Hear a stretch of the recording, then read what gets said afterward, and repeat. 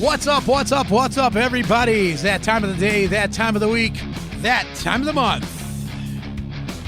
You're listening to me, Big Papa, remotely Jeff.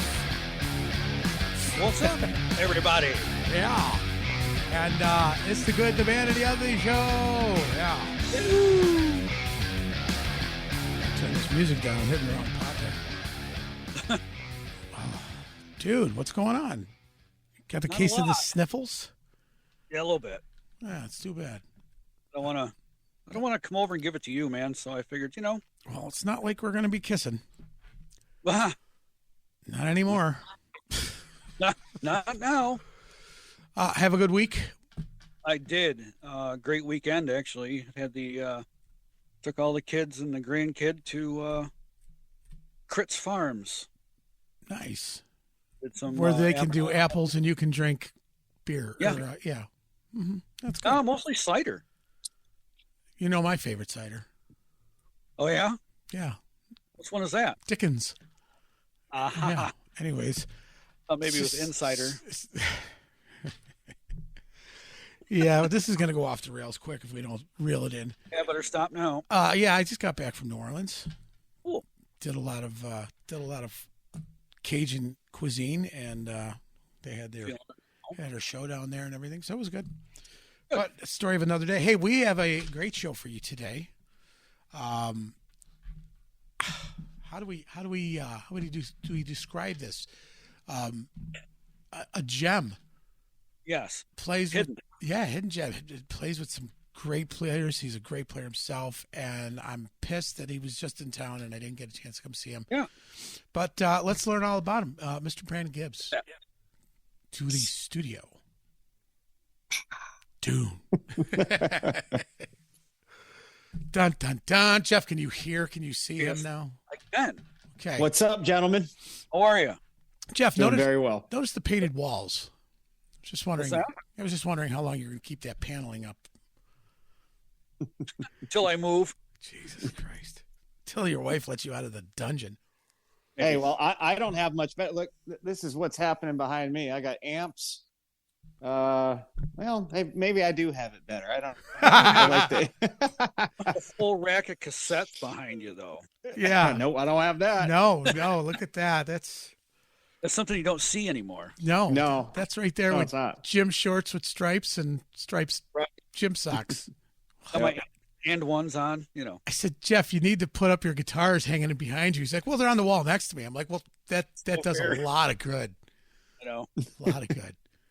So Brandon, tell us a little bit about your history. Because I know you've been playing with some great people. You've done some great things. We've looked at your history, but our listeners haven't. So enlighten us. Oh, well, I'll just start from the beginning. I just grew up in a musical family, and there was always people coming over with guitars and amps and drum kits. And my dad had a country band, and so there was harmony and good music in the house. And I took to it, and I finally pressured him enough to see if he would ever get me a guitar. And I have a twin brother, and my twin brother at the time took interest into the drums. And lo and behold, my dad didn't make a whole lot of money, and he put together a plan. And Christmas time, we went down in our basement, and there was this guitar and a drum set. And so it went, and we were the damn Partridge Family. Mom booked the gigs, Dad drove the van, and there you go. And actually, for a long time, we had our dad play bass for us because we needed supervision. And right? And we needed a bass player. But and then there was luck. There was a promoter that had seen us play at a movie theater. He was driving, his limo was driving by with his wife in the back. And they saw this long line outside this theater, which never had shows. It was only a movie theater, but we booked it because we couldn't get any other gigs. You couldn't play if there was alcohol and whatnot, Right. And he says, I think weeks later he called. I was outside jumping on the trampoline, and my mom said, hey, there's a promoter on the phone on the landline, and he wants to know if you'll do that show in front of Peter Frampton in a month. They booked Peter Frampton at a place called Burlington Steamboat Days, which was right on the Mississippi in southeast corner of Iowa. And that away we went. We played to 22,000 people. And the same promoter would use us over and again. And eventually I got to Poison, and they approved this young act to open for them, and we became friends. Ricky Rocket, you'll hear me talk about him a little bit. I mean, he produced a record for us, and then just still doing shows, getting a little bit older, working with Kansas, Foreigner, George Thorogood, the Doobie Brothers, all your favorite, and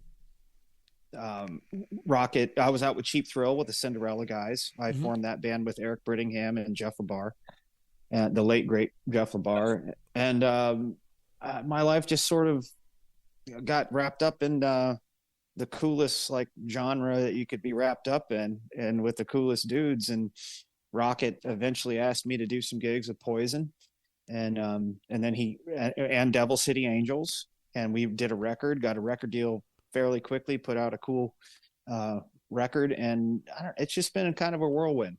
Met Joel Hoekstra along the way, and we've been doing this 7 years. We have a duo thing that we do. Lot of luck. I mean, there's been a lot of hard work, but I gotta say, there's been a lot of luck. A lot of if that didn't happen, I don't know if that would happen. Right. So that's kind of the nutshell version of it. Your brother still playing? He is not.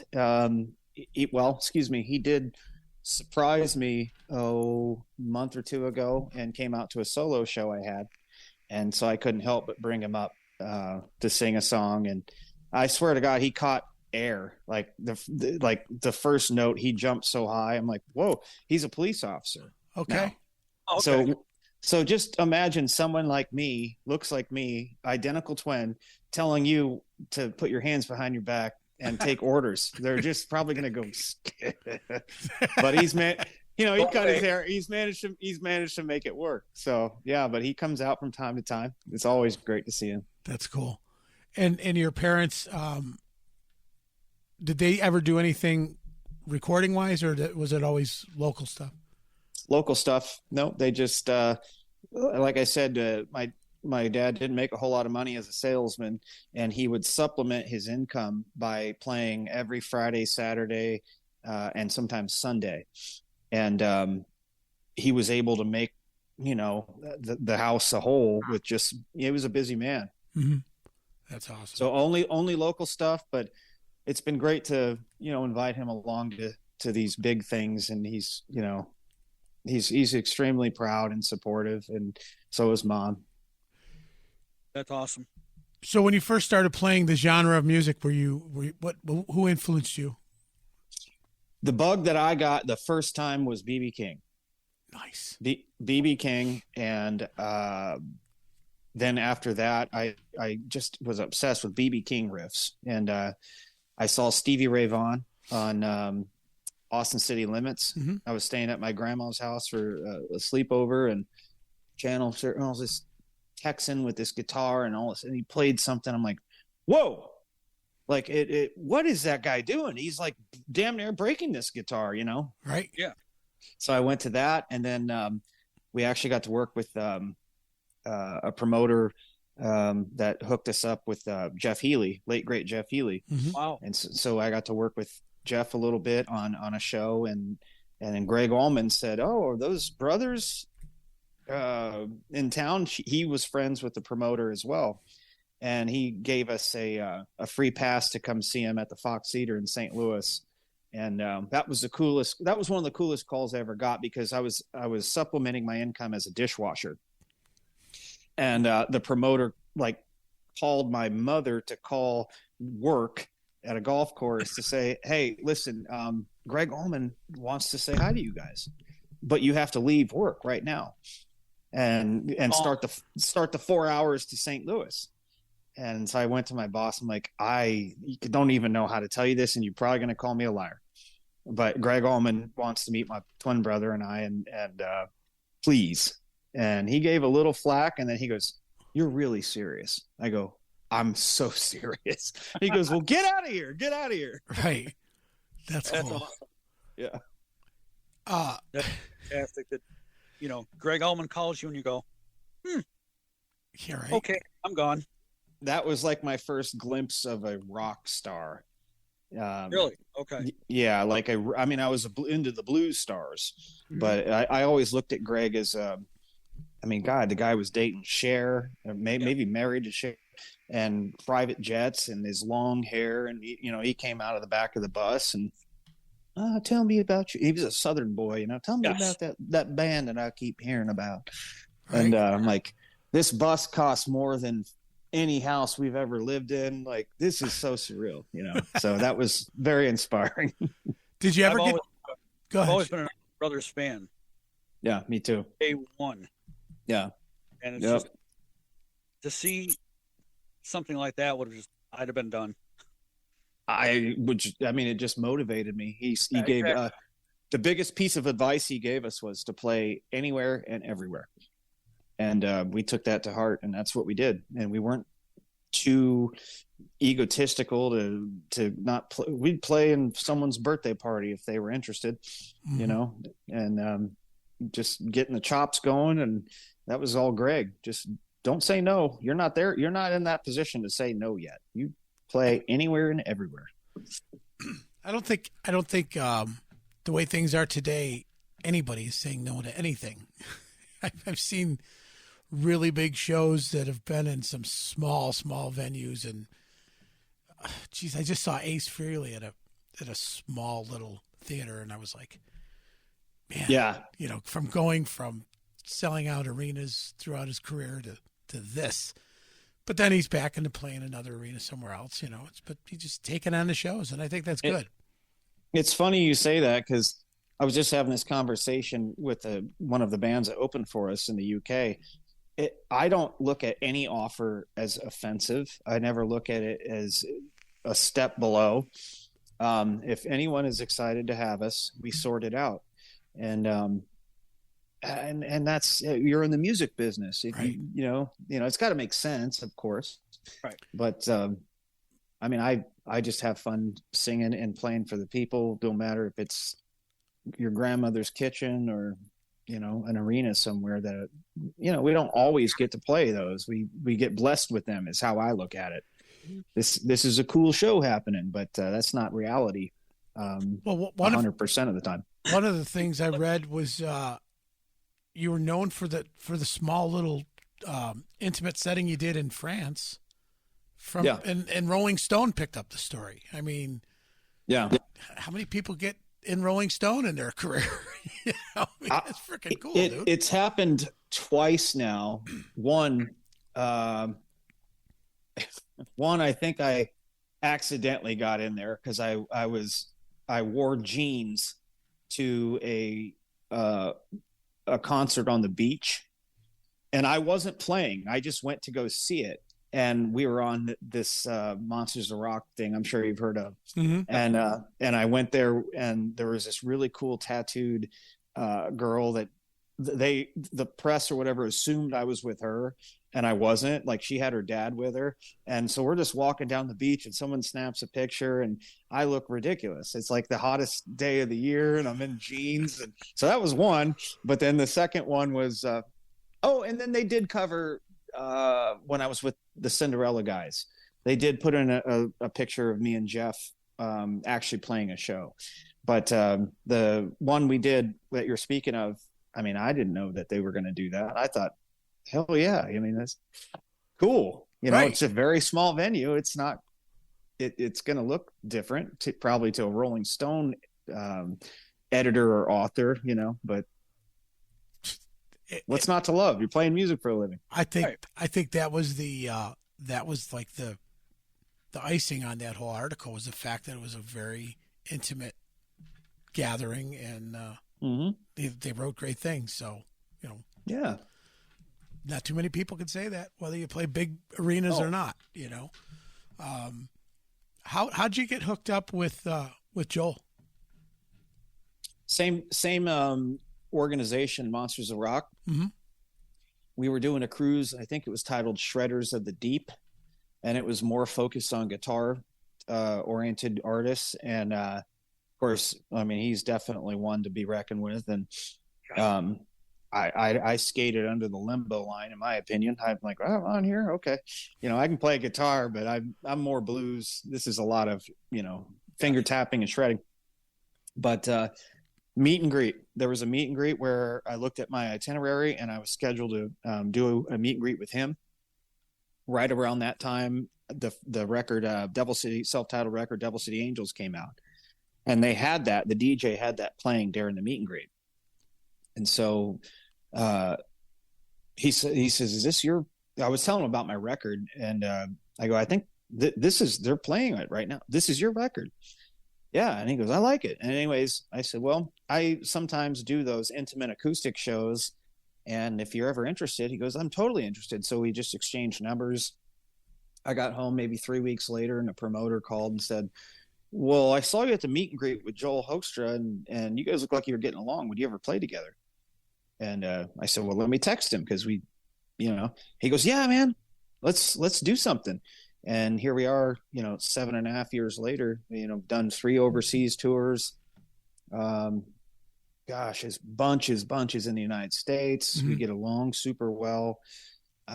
Me as a guitarist, I think the world of his playing, his dedication, his practice schedule is very, very inspiring. And we're both dads and we just get along. I think his, when I met him, he's probably one of the most humble guys that I met at NAMM in January. Yeah. I was like, he a lot of the artists that I had appointments to meet with were kind of, hey, and they're busy. Joel was in the middle of on his way to a meet and greet and he stopped and I was like, hey, I hadn't set anything up. I said, you're going to be on my show in like 2 weeks. And he's like, dude, yes, we talked on the phone. He's like, hey, walk with me. So we shot the shit. I don't know, like 25 minutes just shooting the shit about everything. And he's like, yeah, I really got to get this thing. He's like, hang out for it. And then afterwards we'll hook up again. That sounds like him. Just so down to earth, and we get along famously and there's just, I bet you we have 7 more years. There's just no fighting and arguing about anything. And we're both very, very happy to still be doing it. Yeah. And so that's our angle. I'm fine. It's funny because, people say, well, this guy's the nicest guy in rock, but I think honestly, Joel Hoekstra is like the nicest guy in rock. He's one of them. Yeah. Definitely. We're finding out that doing this show, there's that you can't look at somebody's stardom and assume how they're going to be. I mean, everybody we've had on the show. I mean, and you're familiar with Rudy as well. Rudy Sarzo was just on the show 2 weeks ago. We recorded with him, and another guy that Rudy's great. We grew up listening to that music, and the guys from Brett Michaels' camp, Storm and Norman, who's playing bass for him now. Yeah, just a great guy. I mean, on his time off, he's jamming at old folks' homes. I've seen that, and talk about a deserving cat to have that band. I mean, I've never shook his hand, but I've seen the facilities he goes to play for, and I'm like, man, that's a dude after my own heart. Yeah, I loved my grandparents, and I think that's really cool. That's a very cool platform for him to have. He deserves it. Yeah, he's actually playing here this weekend, and I reached out and I said, am I going to be able to? And I said the same thing. Am I going to be able to finally shake your hand? Because we text back and forth all the time. And he's like, of course. I'll let you know as soon as I get in town. They've been in Niagara Falls for the last couple of days. And we're here. Pete's a really good friend of mine as well. He's been the musical director there for Pete Evans. Pete's a very good friend of mine. I think a lot of them. We'll definitely have to mention that. We're finding the more and more of you guys in that same circle have that same demeanor, you know. Yeah. And we've had other artists on that. No, we didn't have them on. We said no. That didn't have that demeanor, and they came at us a little bit like, and going to give me a rider for a, what is one step above Wayne's World, and I mean, come on, dude. I gone are the days that I just don't want to work with anybody like that. Yeah. I want to work with people that appreciate what we're doing, and that this is a blessing, and that all your wildest dreams that you wish for at 10 years old have come true and are coming true. Right. So be cool. Did you get a chance to meet BB King? No. Nope, I did not. Close a few times, but no, I never got a chance to meet him. I never got a chance to meet Stevie Ray. And I think I almost had a chance to meet Chris Cornell, and I absolutely blew it. There was something else that came in, and it wasn't long after one of his acoustic tours, he wasn't around anymore. And he was a big influence in my vocals, Mm-hmm. But I've met a lot of cool people, but those three in particular, I wish I could have shook their hand. I had and I've said this, I've told the story on the show, but I had the luxury of meeting and going to sit with BB twice here locally. And a good friend of mine would say to, after the first time, everybody filed out of the auditorium, and there was just me, my friend, and about 7 other people just sitting there. Mm. And I'm like, why are we sitting here? He's like, just wait for it. And BB comes walking out, and he sits at the edge of the stage, and they bring a little 112 out, and he's got Lucille, and he just starts picking and telling stories. And he said the reason he did it is if his guys were working, clearing the stage and this and that, then he felt he should be working too. Oh, man. And it was like, I'm sitting here with like a total of like maybe 10 of us with BB King, and we're just talking like we're talking now. And it was so surreal. And the second time he did it, he came out, and I said, I asked he says, you've been here before. He goes, you guys look like you were waiting for this. And he said, oh yeah, we knew you were coming, Yeah. Same thing. Just sat telling stories and let everybody else kind of ask their questions because we had already had the opportunity. But, it was a couple of years later. It just, to say that I sat in presence of greatness, it was like, man. My soul is grinning. I wish yeah, that's so amazing. The man had a smile in his eye all the time, and I've told Jeff this. He reminded me of my grandfather. My grandfather had the same demeanor, just always uplifting, So yeah. What's on the horizon for you? And are you always going to do? You're still doing the whole band thing, right? Yeah. So I have a solo band. I have just Brandon Gibbs, and I have. He played for White Lion for a little while. Troy Patrick Farrell plays drums in that one. Mm-hmm. Collective Souls, or formerly Collective Soul, Joel Kosha, the guitarist, plays in that, and a really talented bass player named Hunter Adam. And I have that solo, and then I also have Hoekstra Gibbs. But recently, we kind of been doing this under the radar, and now it's more public. But Ricky Rocket and I started another group, and so we're doing the Rocket Mafia. And it's all live. It's all Les Pauls and everything. And so I'm making quite a bit of time for that next year. Where actually I just got off the phone with him before I got on with you guys, and he's super stoked. The Poison family took me in as a youngster, and so anytime I get a call, and to Rocket's credit, he's called me 3 or 4 times for not small things, but making a record or joining a group or fronting Poison. Or this last one, 2022, I went out and just helped Bret Michaels. He got, I believe it was COVID. And so I went on the stadium tour and for some dates and helped him get through singing backup. And so I don't know. I just have a good appreciation for Ricky and the team. They'd never had to do that, and yet they keep doing it, and I'm so grateful. So this next Rocket Mafia journey is going to be really wonderful. That's cool. Brandon, are Devil City Angels done? You know, I can't say for certain. It was we had a lot of momentum, and all of a sudden, you know, we were hit with the fact that our drummer, you know, had I can't remember which exact type of cancer. It wasn't esophagus cancer, but he was battling that, and the momentum slowed down, and we wanted to get better.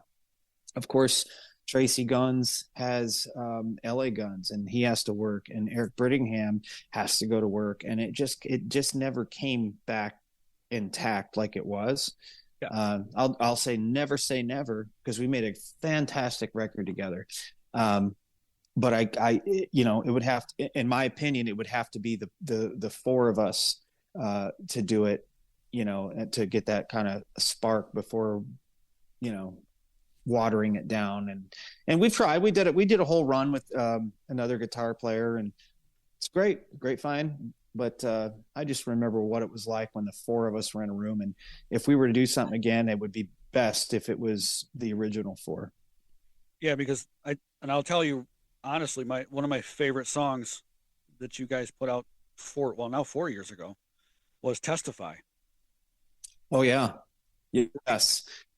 That was thank you so much for so Joel Kosha, like I played in my solo band and Collective Soul, he wrote that, and it was that was an ass kicker. Yeah. It had that Black Crowes feel. Yes. And it fit perfectly with my vocal. That was a great, when we played that on the run, and the video is cool. Like the moment Rocket rented us are you all familiar with 12th and Porter in Nashville? I'm not. So Rocket rented that room, and for whatever reason, the air conditioning went out that day. So we're doing this video, and we are just soaked, and it just looked more raw and real, and it came out exactly the way we wanted it. I mean, it's not like wearing jeans on a beach. Beach, right? I'll do that for everybody. That's so cool. I'll hold that down for everybody. Right? Let's see here. You mentioned Stacey Guns. Doesn't he do something besides just music too? I thought he. Tracy Guns, yeah. I thought he did. I'm not certain. I'm pretty sure he's just doing the music. Maybe. I mean, he's a very intelligent guy. He might have got into something else, but pretty sure he's pretty loyal to LA Guns. Yeah. They kicked it back up the last 6-7 years, and of course Phil and him are, you know, original gangsters, and yep. So if he does, I don't know necessarily, but I'm pretty sure I've just seen him with a Les Paul on his back. I know we've been we most of our guests come through the pyramid of everybody saying, hey, call this one, call that one, and I think he was on a list somewhere. Yeah. Oh, he's very, you know, Tracy's very, very intelligent, and you guys would enjoy talking with him. He's a very, very intelligent guy and a great guitar player. Yeah, no doubt. Everybody knows that. I'm writing that down, Jeff. I'm writing that down. Writing that down? Yes. Yeah, why not? Yeah. He was the one that actually, and I don't know how I came across it, he was the one that actually turned me onto the head rush. Oh, the pedal? Yeah, the pedal board. Yep, I remember seeing some videos about the head. I haven't tried it yet, but that's the cool thing about Tracy is you can get lost in gear talk. I love gear, you know, and he does too. He loves technology, but he also loves his old school stuff. And I'm very old school in my guitar rigs, and he's very knowledgeable with all of that. He can help you develop a tone if you just listen to him. Yeah. Right. Jeff, you should call him. Yeah. I'll get on the phone with him tomorrow. Yeah. He's up to. That'd be great. So you come from a musical background. Your parents, I'm sure, were just thrilled when you got all these gigs. But is there ever a time when your family kept saying, "Okay, now you're gone way too much. You know, we don't see you anymore"? Now, no, there has never been a time where they just said, cool it. They haven't. And more importantly, there was never a time where they said, hey, you're having a rough year. You might want to look at something different. You might want to get out of this, Yeah. Right. Never a time. And even when I first brought it up to him that I wanted to be a musician and play guitar, there was never a try and talk me out of it thing. If there was a talent show, we had to go to it. If there was a battle of the bands, we had to go to it. And it was almost like they were sort of like relieved that I'd found my calling, even though it was outside of education. I'm more educated with the world now. I can tell you that with all this travel, but I never felt picked on or belittled for not doing what everybody else in school was doing. I felt encouragement. I always tell this story on stage. I remember vividly coming into school, and it was like, "Hey, where you been?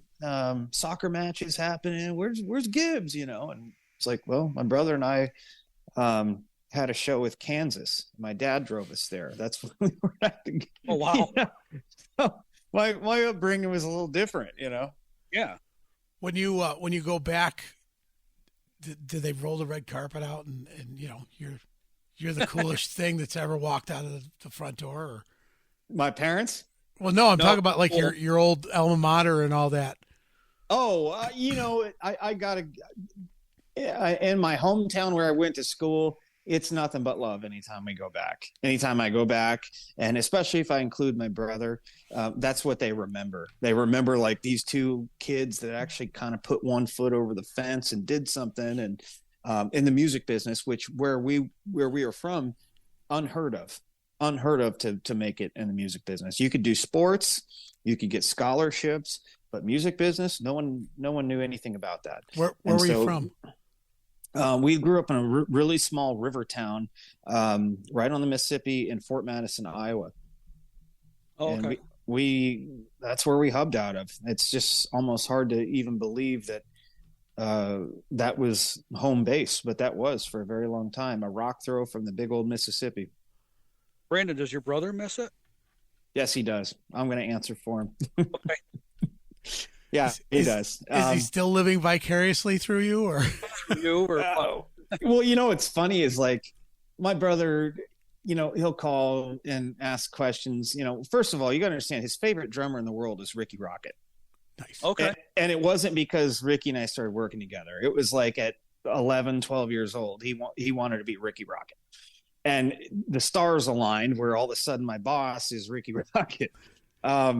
But yeah, he does. He definitely misses it. And world-class drummer at one time. Yeah, I just never saw a guy drum that way. And he was a great songwriter. And it's funny though, he follows my career, and here I am, like in any moment of my off time watching Cops. Right? Oh, making sure he's not on it. Oh, I'm just like, wow. I mean, this is what he does? Holy Right. crap, So we keep an eye on each other. He's very successful with what he does. But yeah, I mean, touring, I've seen a lot of cool stuff, and I don't know if he'd want to be gone that long. We're not wired that way so much. He likes his personal space. I'm like, if we got to go out, we got to go out and finish the job. But very talented drummer still to this day. He's still very talented. Now, is he a police officer from where you grew up? Exactly where we grew up. Oh wow. And he just got promoted to captain maybe 5-6 months ago, so he's extremely successful there. But I do miss him on the drums. Hey, stranger things have happened. Well, sometimes there's that thing where brothers get together in a band and it's just no good. Yeah. Did you say Black Crowes out loud? I did. I was thinking Oasis. That's exactly where I was going with that, but yeah. I was thinking Black Crowes. I don't care. They argue. They argue. They argue a lot. Yeah. What brothers don't? Yeah. Hell, we still argue. that's never going anywhere. But it's also like we both love comedy and SNL and all that stuff, and so we actually try and provoke each other, and it's more acting at this point. It's like we're actually trying to piss our parents off still, like we did when we were kids. And family group text, we just sit there and prod at each other until someone gets a text. Hey guys, all right, back off. Right. I think I do still do that with my sibling. My mother's convinced we hate each other. She's like, I wish you two would get along. I'm like, oh my God, Mom. Thanksgiving at your house must be a blast. It's a verbal battle. It's who can. Thanksgiving at our house is, oh God. We need cameras. We could shoot a show and sell it right now. Yeah. Right now. Yeah. Where's Maury Povich or spray out, right? The Gibbs reality TV show coming to you soon. Sure you guys aren't filming this in a trailer somewhere. Right. Well, we should have been filming a long time ago because we have all the elements. That's so funny. Doesn't matter how big, doesn't matter what you do in life. Dysfunctional is dysfunctional, but it's not fun. And we are dysfunctional but it's more like we pick on each other for fun. Yeah. Like my dad is a whole character. He's a real live Peter Griffin, and we just mess with him all the time. And then he messes with us. And then, little sister comes in and pulls a fast one. It's like, if you're at a family gathering, you want to just kind of keep your neck on a swivel. Yep. Like, like we used to put apple cider vinegar in my dad's beer. Oh. And so he'd have like a big proclamation before Thanksgiving dinner. I just want to say I love you, and blah, blah, blah. And then he'd kind of take his toast and, it's just that's the kind of crap that we were the original Jackass crew. Let me just tell you that. Freaking awesome. My, okay. Well, I'm going to tell one that I did. My mother's always worried about milk being spoiled. So one year, my cousin and I took some cottage cheese and just put it in her milk. And I'm like, Mom, my God, lost her. You start screaming at my father. It's a good idea. She's like, I told you to get. No, I can't believe. I'm like, Mom, he's writing it down. I think Dad bought spoiled milk because it was on sale, and we let her have it. And yeah. Oh man, we should do that one, dude. That's little cottage cheese, and Thanksgiving is coming. Yeah, it is. Like, what the hell did you? What are you serving us, Mom? Yeah, don't say a word. There you go. At the end, you can just raise the glass and be, this one's for Big Papa and Jeff. I got this from. That's right. You can just send us an email. It worked. That's all you have to say. Well, we'll make sure to film it so you guys are well aware. Oh, hell, we'll put it on the show for fuck's sake. I love it. I love it. Be up there for all to see. That's right. Speaking of funniness, there's got to be a blooper. And in the times, whether it was with the Boys and Guys or Cinderella or just your solo stuff, something that just went so friggin' haywire that, like, maybe you knew it and the audience didn't, or they. Well, there's a lot of that on stage, but I will tell you a blooper that went haywire, or could have, was I was trying to play a practical joke on my dad. We had a couple shows with the Doobie Brothers, and they brought us up for listen to the music, and we got to play and jam with them. And anyways, we're all at the same hotel. Do you guys know where the Surf Ballroom is? And it's in Clear Lake, Iowa. But that's the last place Buddy Holly and the Big Bopper. Oh yeah. Oh right. So it's a legendary ballroom. They've kept it pretty much the same. Mm-hmm. But anyways, I was like, wow, we're in a rock and roll band. I got to do something stupid tonight, And I think we had a few beers. Like someone gave us a few beers back, because we had our room and our parents right next, so they weren't in our room. So we're getting buzzed up, and I'm like, I'm gonna go knock on my dad's door, ass naked, and he's gonna yell at me, and it's gonna reverberate through the hallway, and but you guys have to, let me back in. And so I stripped down. My brother and his friend or tech or whatever was, all right, we got you. So I pop, and I'm I have nothing on, no socks, nothing.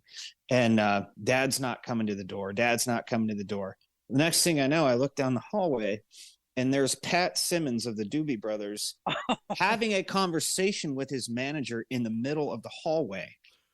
He doesn't see me.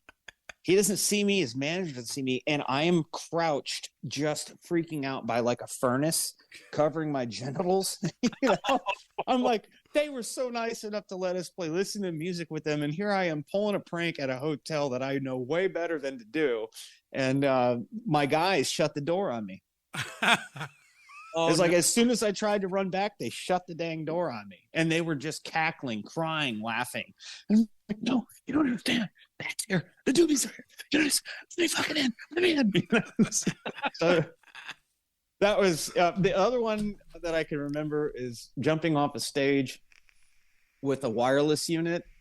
And I was supposed to end the song in front of the mic. And it was one of those things where I had no way back up. And so I kind of had to flag everybody down to end the dang song in the audience. And it was just embarrassing, but because we rehearsed it a billion times. But some tripping and falling, you can't really, you just got to accept it once. Yeah. And own it. Own it. I went to jump on a second level stage. You shut up, Jeff. Yeah. Okay. And I caught my foot on that lip of the riser and did a forward somersault. Jeff, admit it. Brandon, what you have to understand is the stage had like these two areas that were lifted up a little bit. Yeah, on each side. Probably about 2-3 feet in the air. Oh, God. The rest of the stage is down in. So he goes to step up towards my side. I'm on top of this thing, and he goes to step up on top of me, or on top of the side, and he hits his foot on the edge, and I've never, ever seen him do a somersault before and keep singing. And stood back right up. Yeah. Bang the shit, like blood is just gushing down my leg. I'm standing behind a drummer. I get a piece of gaff tape, and I just over the cut. I'm up there doing like a solo or something. I turn around and I look, and all I see him is he's ripping off pieces of tape, and he's wrapping his ankle, and I'm like, dude, are you all right? I'm like, shut up. He's like, that was the funniest thing. He's like, you look like a giant fucking weeble. I'm like, you're a dick. But Brandon, you mentioned a guitar player being stranded. So we're going to let Jeff tell his own story on this one. Oh, you want to go to the? Yeah, let's go to the Speedway. 5,000 people watching. I thought you were going to talk about the time I got on the boat and went out. No, the Speedway. So we were playing in front of a dirt track for motorcycle racing, but it wasn't motocross. It was like a flat track, right? And what happened was I was trying to be Joe Cool, and I got on top of this picnic table. Comes off stage. I didn't realize. Goes into the crowd and gets on the picnic table. What I didn't realize is when I got on top of it, the whole thing is shaking back and forth. It was a picnic table that Jesus used during the Last Supper. This thing was so old. Oh, that's an ancient picnic table there, bro. Yeah, well, the song was over, and I'm like... He couldn't get down. I was afraid. And he's looking at us, and he's looking at me, and he goes, I need help. So instead of like nonchalantly having I announced over everybody in the PA, you got yourself up there, you get yourself down. And we left him there for 3 songs. That's brilliant. Until his wife. Finally, my wife came over and helped me down. So there. Yeah. But it's those little Spinal Tap-ish moments that define us. And if there wasn't comedy out on the road, I don't know if I'd do it. Oh, you'd be bored to death. It's the stories. It's what we're doing right now. Yeah, and the other thing was, too, we were playing another outdoor event, and there were boats there. You're such a dick. I wanted to see how far my wireless would go before it would cut out. Didn't think that the boat driver was going to be like, well, fuck you, you're going for a ride. I get on the boat, and the guy goes, want to go for a ride? Sure. Oh, my God. So he just took off he took off with me on the boat, and I'm in the middle of a lake. But your wireless was still working. My wire's still working. Are you in time with the whole thing? Yeah. Oh yeah. I think that's rock star as shit. It was, but I could hear him like, "Do you know the next song?" Yes, I do. and I'm like, good, because it's gonna. My ass started, so I did. Well, I need the name of your wireless because I'm getting one. It's the Line 6. The G50s. Yes. I had several of those. Good ones. Yeah. Yep. Yeah, that was a good night. Very fun. Jeff Total likes rock and roll. Jeff likes climbing on shit. I do. Yeah. Never give. If I'm on a cable, I feel like I'm on a leash. I'm hot and cold with it. Okay. I'm hot and cold with it. I love expensive Fender amps and stuff, and but I also love being an entertainer. So I know exactly what you're saying. And being on a leash I hate looking down, but sometimes it's like like if you're late for a festival or something like that. Yeah. And you can't source out if it's just best to get that cable and loop it through. Yeah. But if it's like your show at a club, you got all day to figure it out, man, wireless all day. Oh God. Oh yeah. Yeah. You know, I get so used to it with even my in-ears, Ultimate Ears. Shameless plug. Shameless plug. The Ultimate Ears studio that you'll see the logo floating around. Yeah. Yep. Ever since I got these, I sure had a different pair. I'm not going to surely name the other brand because that would surely be wrong. But can't compare. And I surely won't ask. I mean, it's there you go. Cannot compare to these Ultimate Ears. But yeah, you get used to it.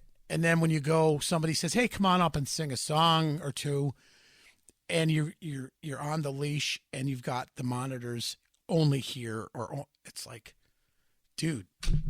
Yeah, the first time that I've strayed away from in-ears forever and just old school. I like that blasting in front of me, and if I'm moving around on stage, I like the side fill. I've just always lived in that world.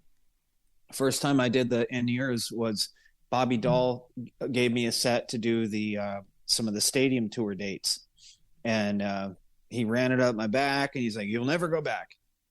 Well, lo and behold, each night, I mean, backing Brett up on like the Ride the Wind or Fallen Angel harmonies, those are up there. So you really have to belt. Each night it came out, turned it off, and I had a voice. Like, I was fine. I wasn't like, "Hey guys," I had a voice. Right. So there's something to be said about them, very much. And I should probably get used to them. That's where this is going at some point. But I just remember the club days. Can you hear your monitor? Yep. All right, let's rock. And right. Turn it up. Turn it up louder. But I'm not 20 anymore, so I can't recover as fast vocally. Brandon, with everything you've done and everybody you've been out with, have you ever had one of those? I hate the term fanboy, I really do, but have you ever had one of those moments?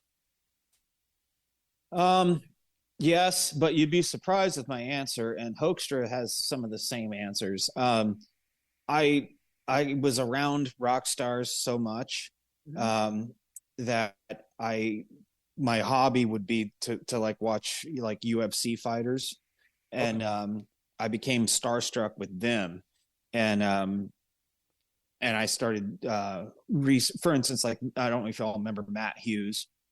He dominated the UFC for a while. And I had a moment where he was hanging out at a movie theater in a town that we were playing in.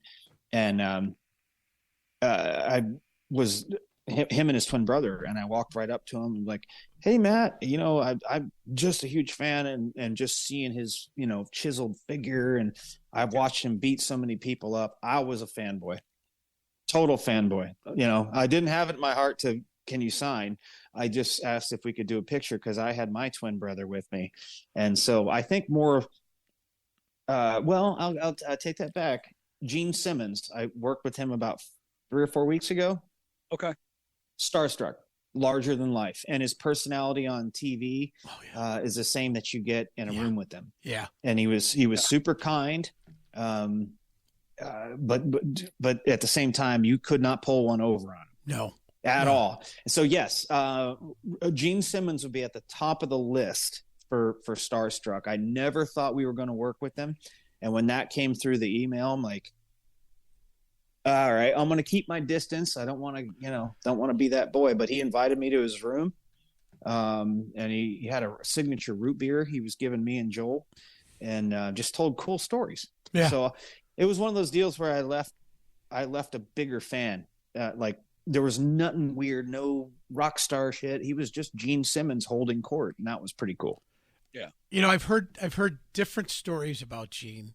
I've heard some people where if he's coming down a hallway, he wants everybody against the wall. And a friend of mine is a tour manager, and she was managing one of the opening acts, big acts. She's done Slayer, and she's done a lot of big names. And he was like, I sat against the wall. And she's like, yeah, that may work with others, but it doesn't work with me because I'm managing these guys, But she said he's like this, he has a larger than life personality. And like you said, and he's a big guy. Yeah. I mean, you literally look up to him, But then we had Kulik on, who wrote music for Kiss. Mm-hmm. And he was just like, he was the same way. He's like, I'm sitting in Paul Stanley's apartment in New York, and he and Gene are sitting there, and it's like, I can't believe I'm doing this. And it's just, I mean, it doesn't necessarily get Kiss, Metallica, Rolling Stones. I mean, those guys, Elton John. I mean, I'd be starstruck if I met Elton or any of those guys. It doesn't get any bigger than Kiss. I mean, Kiss is just anywhere in the world. For Kiss, I was opening for the solo thing. I'm like, this dude is really the real deal. Yeah. Never breaks character. No. And if he could still wear the makeup, he probably would. Oh, dude, he didn't change. He showed up in this stuff, hung out, walked out with it, and never changed his shirt, his leather pants. I mean, he was a rock star from A to Z. Yeah. From the moment he got there to when he left. Anybody you didn't care for? Well, he's not going down that road. Yeah, right. I don't have anybody that I don't take anything personal. Business is business. And Elliot Easton of the Cars had a weird run-in. Well, excuse me, my brother had a weird run-in with him, and it was my first. It might have been my brother's fault. I'm not certain. Did he arrest him? What's that? Did he arrest him? No, he didn't. He didn't arrest him. But my brother was like 15, and we were opening up for Creedence Clearwater Revisited, and Elliot was the guitarist for a couple years, and I think that was the first time we learned parameters. My brother was super infatuated with his guitar playing and how he nailed Born on the Bayou. Just sounded like Fogerty's, Creedence, and all that. And well, Brent didn't tell him that. My brother didn't tell him that. But he goes, "Hey, can I have your autograph?" And Elliot's eating ice cream. He's like, "I'm eating ice cream." And Brent was like, "No problem. I'm sorry." And he just took his pen and scribbled on a thing and like threw it back at him. Right. And Brent came, and my brother's name's Brent. He told me that kind of broke his heart. And I was like, well, now I'm 39. Now I kind of know, like, when you do a 2-hour show and you're done, you're done. Yeah. And if you're eating, it's probably the only cool thing you can, if you don't drink anymore or you don't smoke or any of that, maybe it's some food or something that tickles your fancy after the show. Yeah. And so I'm way more aware of where that probably came from than I used to be. I used to think he was a jerk, but he was probably just tired. Probably been traveling all day. And right. Really wanted to eat his ice cream. Yeah. We've seen it firsthand. And some art. And the reason I ask that is because everybody has that one little something, and the phrase usually stems back to sometimes you just don't want to meet your idols because it's just gonna go sour. you know. I can tell you that. Yeah, that's very true. Everybody I work with has an idol, and sometimes the stories are like, well, I don't want my picture with that guy, and that breaks my heart. I hope I never run into that. I haven't run into it yet, but yeah, it's out there. Or you become sure. tongue-tied, or you could be Ashley Reeve and say, "Hey, I wear your G-string on my wrist." Yes. Yeah, she met Les Claypool from Primus. That's a cool cat. That's an interesting cat right Very there. interesting. Yeah, exactly. I can't stop my leg. My name is Mud. And she had a G-string that was made into a bracelet. Yeah. Yeah. Interesting. And the only thing she could think to say is, I have your G-string on my wrist. You know, meanwhile, she's playing bass for Cher. So it's not like she's nobody herself, but. Oh, yeah. Oh, yeah. Yeah. But hey, listen, once we're hooked, we're fans for life. You know, That's no right. matter if you walk up the rung. I mean, yeah, I saw Metallica rocking out to Judas Priest in a YouTube short. Yeah. And they're just getting into it. It's like, you know, we're all in this together, just different levels. That's right. Yeah. It is, you know, and I think that's why we do the show the way that we do it. And we don't try to sculpt this show. We just let it go where it goes, because people are just people. Yeah, you know? That's true. And when I see people doing really great things that should have this magical aura about them, they're just people, you know. Yep. And they prove their true selves, and that's why I brought up like Norm. You know, he's the stuff that he does when he's not touring and when he's not. It's just cool shit, you know. Oh, absolutely. That guy, I just like you guys, I follow his social media because it's heartwarming. Yeah. Yeah. You know, and to see the way he gets, and I know he's running that page now, and you could just see a personal side to everything. It's really great. It's really great to see. And I see that you guys are the same way. You know, both you're right there with Joel as far as a personable person. I mean, yes. You didn't. Oh, thank you. You didn't even blink twice. Because I reach out to everybody the day of the show and say, "Hey, are we still on?" And when you were like, "I don't remember that," I'm like, here we go. You know, and Jeff's like, "Well, I don't feel good." I said, "Well, it might not happen." And you're like, "No, sorry. I'm happy to do it." And I'm like, "See, this is a cool dude." The other ones would be like, "No, you'll have to get back with my agent," and blah blah blah. And, no, that really on our end, it's more embarrassment. It's like, we should have known about this because it's been sent to us, and we're sorry. No, and so I was like, you know, once I got out of the grocery store, you know, I was like, yes, let's go, let's do it. You did a sauna, and again, I just appreciate you all having me on. No, you know, every little bit helps in this, and telling some stories, and you know, doing you guys' your show. It helps, and I'm happy to do it. I'm happy that anybody wants to talk to me, to be honest with you, that about music or whatever. I'm happy to share these memories. I don't want to capsule and keep over here. I want to share them because they're some of them are larger than life and just funny and cool to share. Listen, the next time you come to Syracuse or in that area, we'll share some stories. Yeah. Yes. We'd be happy to. You know. Yeah. Considering he was freaking 25 minutes away, and I know I had to hear from one of my best friends. He's like, "Yeah, I was there. It was awesome." I'm like, "Yeah, you're a dick. Thanks for telling me after you went." Right. Hey, I got a question for you. Yeah. What is the famous kind of Buffalo Wings bar there? Does it start with an A? Anchor Bar is in Buffalo. Yeah. Anchor Buffalo. Bar. Yes. Oh my Buffalo. Good. Okay, that's in Buffalo. All right. Have you all ate there before? I have. Oh my God, I love that. Like I would book a gig and play it for like dirt cheap just to go to the Anchor Bar and order buffalo wings. Like if and the reason I bring that up is if I wasn't a guitarist, my other passion would be like culinary.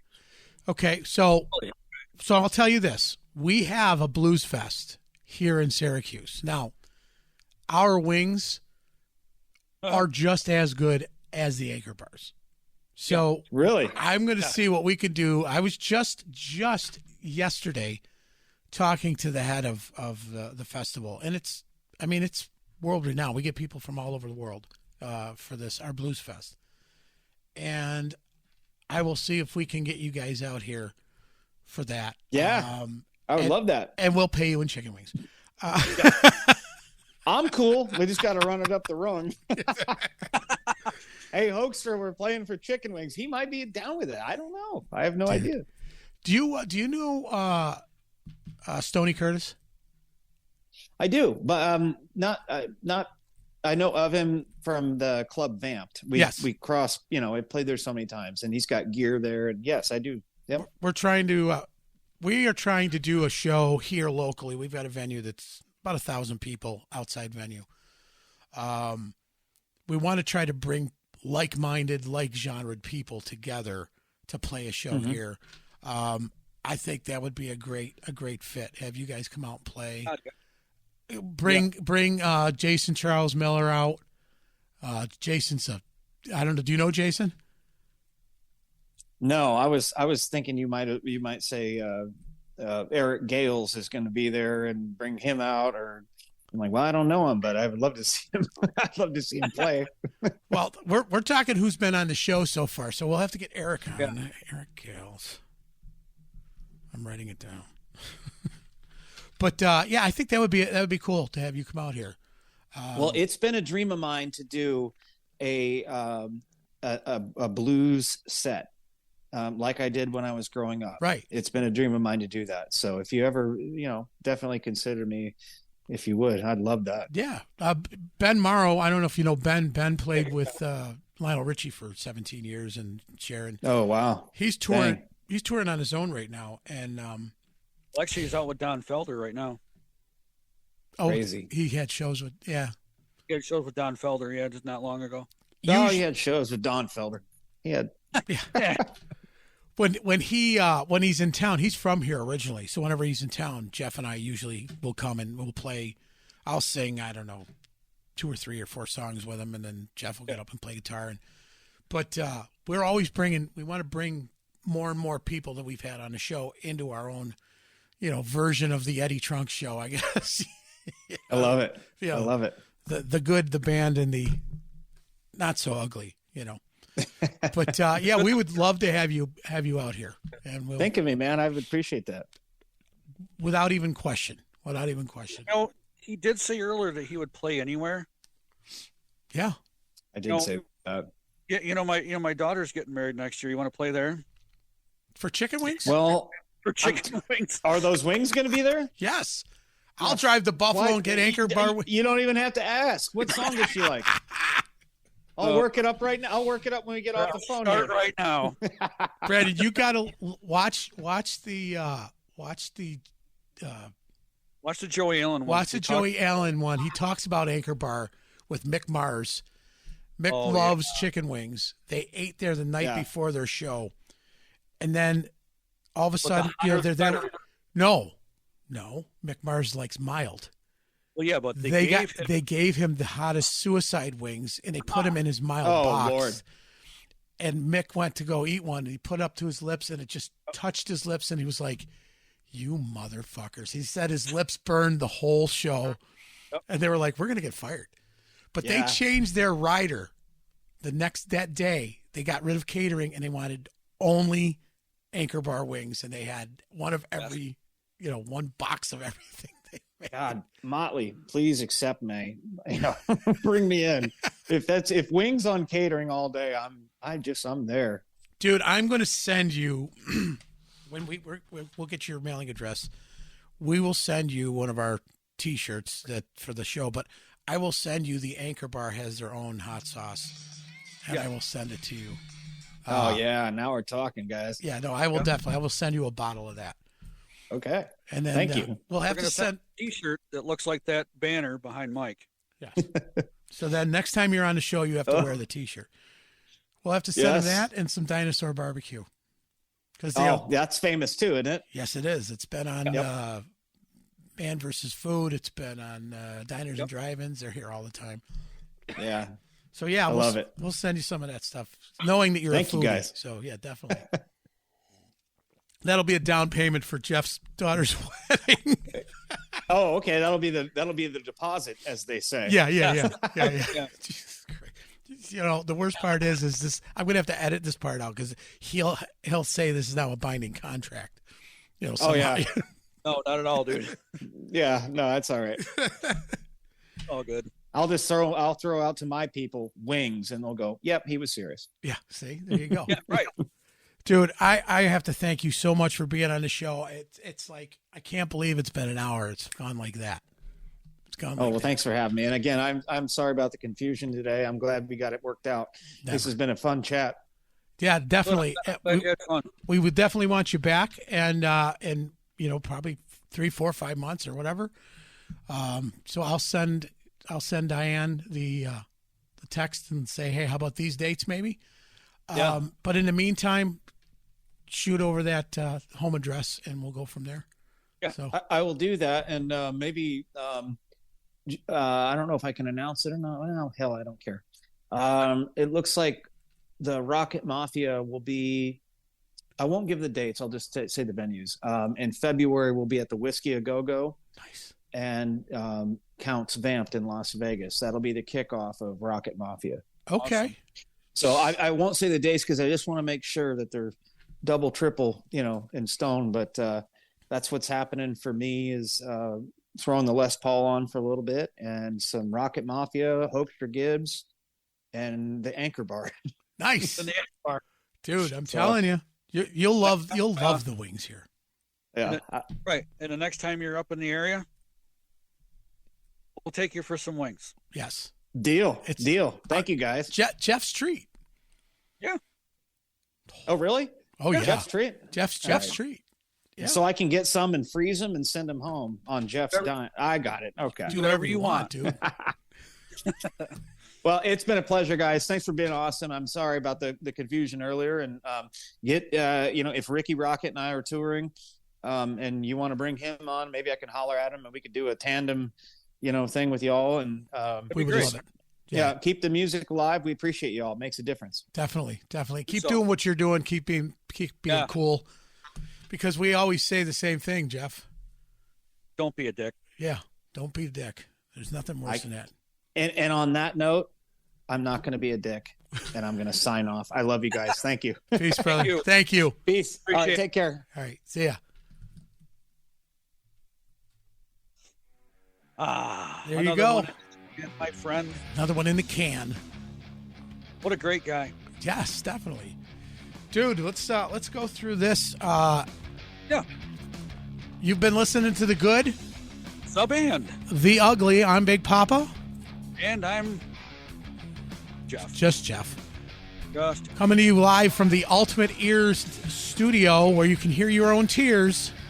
with Ultimate Ears. And don't forget Hogwash. Hogwash. If you want your bike cleaned in the springtime, get a hold of us. We can get a hold of Hogwash for you. They will clean your motorcycle detail. We want to thank those people from DJ Life's a Beach, Yes, we do. And Snarky Productions. Uncle Jimmy's Local Live Music. The Print Shop Underground. Don't forget the Print Shop Underground. My God. Let's not forget Blackened Heart Tattoos. Yes. I'm telling you, you need a tattoo. Go see him. What, see? It's right there. The dude does some great work. And of course, Toffee Break Toffee. Can't forget that. The only toffee that does not stick to your teeth. According to the dentist. According to the... Peace, everybody. We love you.